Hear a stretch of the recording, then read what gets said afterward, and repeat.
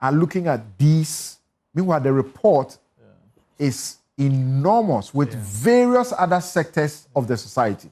Now, you see, when you're putting out the document, you always have to gamble as to what it is going to do the heavy lifting for the document.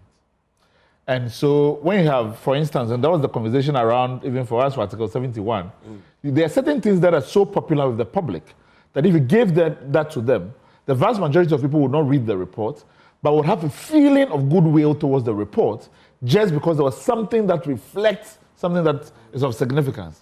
So I think that's kind of what we are caught in this conversation, that we can see that the public debate around this is that we're not very keen on the 5 years, and for which reason it is coloring the way in which they're viewing the document. But I think that there's a lot more there. And one of the good things as well is that the conversations around the change in terms of how they want to do this, that if we agreed for how they want to amend the Chapter 25, and we go for a referendum on only that, the question is kicked to Parliament to debate it and whether or not they approved that change to the 5 years. So it doesn't solve the issue.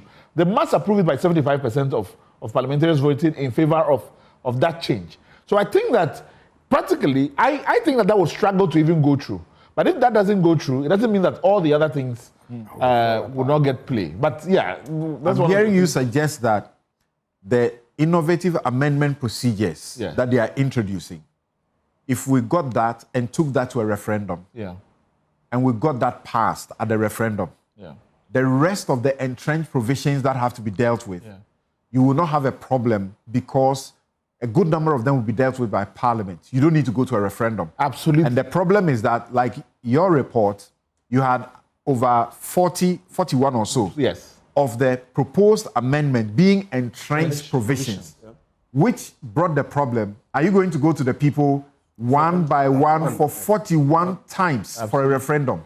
You can't do that in a day. Absolutely. No. And that's one of the things they're hoping for, is that there's a lot of horse trading that is going to happen within Parliament itself. Because when you take the Chapter 25, the amendment procedure to referendum, that's it. If the people vote in favor of that, all the changes must go through Parliament. Yeah. Okay. Every conversation, every discussion must go through Parliament.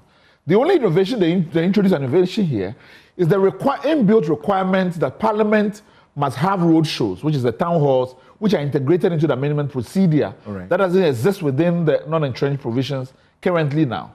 So as far as this is concerned, once the people approve, all the discussion, all the changes go through Parliament. It's just different thresholds within Parliament.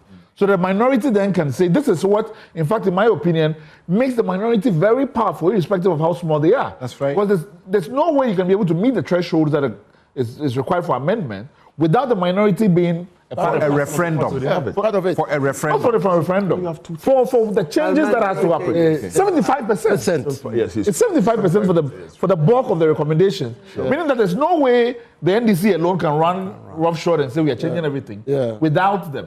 And in fact, even for the non-entrenched where they need 66, well, you're not going to get, though if you're going to go your own way on those ones, then we're not going to give you critical changes for the ones where you require 75. This is the horse trading I'm talking about, that there has to be a lot of compromise that has to come in terms of how... So my next question to you is that from where you sit and the benefit of what you have done before, is it possible to have this done and dusted in 2026?